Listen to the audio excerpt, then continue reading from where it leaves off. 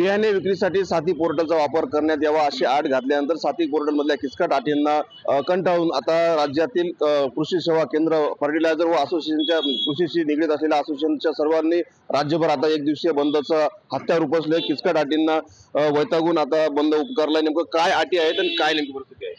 महाराष्ट्र शासनाच्या कृषी विभागाने साथी पोर्टल नावाचं एक नवीन पोर्टल तयार केलंय। त्यामध्ये साथी पोर्टल 1 आणि साथी पोर्टल 2 असे 2 फेज आहेत।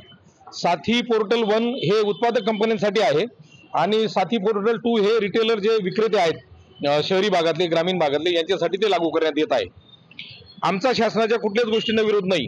आजपर्यंत कृषी विभागाने ठरवून दिलेल्या नियमानुसारच आम्ही सगळे विक्रेते व्यवसाय करतो।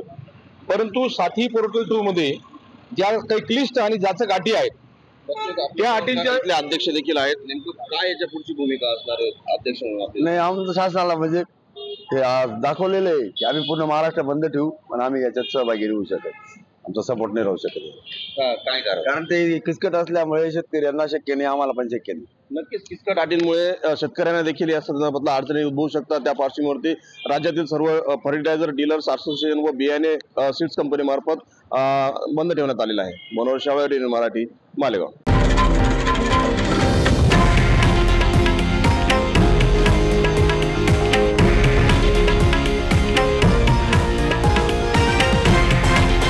हे आहे देशातील नंबर 1 न्यूज नेटवर्क आणि आपण पाहत आहात TV9 मराठी, एकमेव।